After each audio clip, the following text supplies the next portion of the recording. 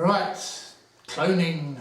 Now, what's the first thing we do when we get Photoshop is to learn to clone and change the colour of something. And that we use and we use and use and we get quite good at it. But we don't actually look at everything that we can do with the cloning because we think we know it all.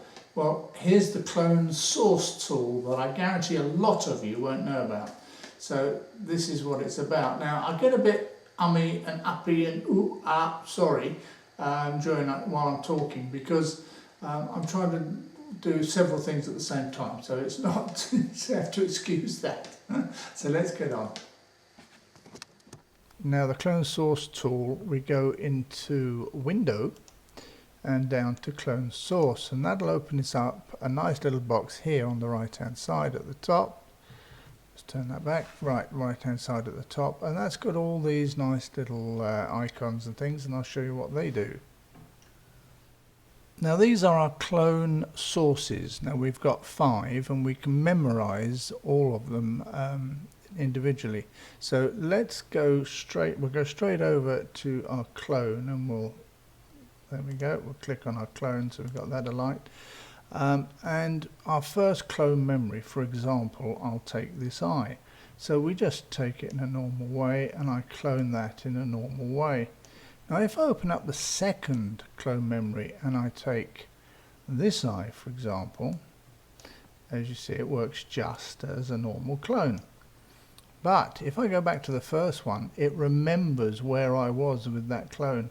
Now that can be very useful, and this one will remember where I was with that clone.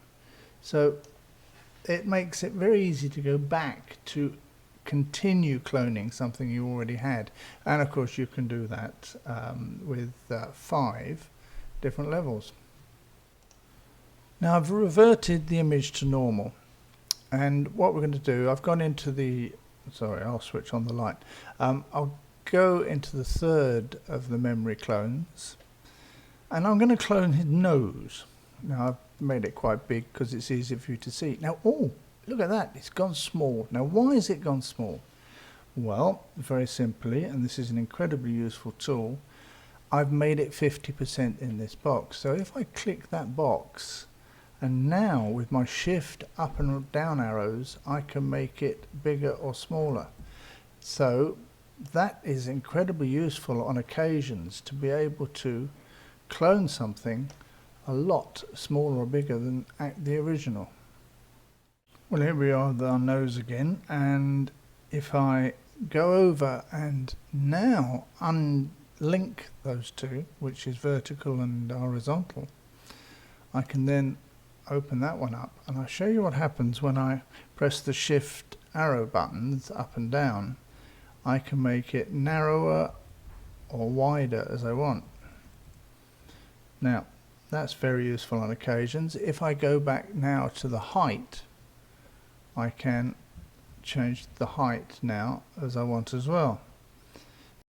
So we keep with our nose clone, and if I go over and I click this box, which has got this little angle, I then, by using the same shift and up and down arrows, can turn it to any angle I want. Now if I want to be very accurate, I just drop the shift and it'll turn extremely slowly, but that really is very slow. Well, keeping with the nose, we'll have a little look at this next button, which is the Show Overlay button. Now if I unclick that, you'll see that the nose is no longer in the middle of the clone, but if I do clone, it's still there. So that button just takes out the I don't know what you'd call it the overlay inside the circle. Well, now I've uploaded another photograph, and you can see it here. It's with Polar JPEG, and the other one was Tiger Alone, and Tiger Alone of course is this one.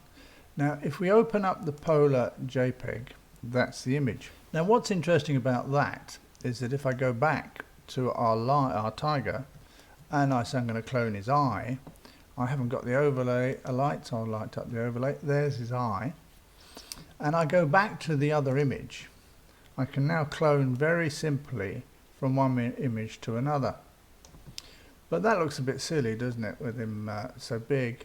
So it's obvious now what I do. Edit, we undo that, we go back to our tiger, and then we go up to the width and height adjustment, and with the toggle tool, the shift tool, we can make it bigger or smaller. Wow, I mean, we can actually put the whole image in. It's quite fun, really. So I then go back to our landscape, and I can put the whole image at a smaller level, or half the image or part of the image at a smaller level. So there's lots of things you can do, and it's very easy to clone from one to the other. Well, I hope you enjoyed that, and I hope it helps you with your cloning. I find it incredible. I find it very useful. So don't forget to subscribe. Come and see us on itchyphoto.com and also mccormick.com. All right, so see you soon. Bye.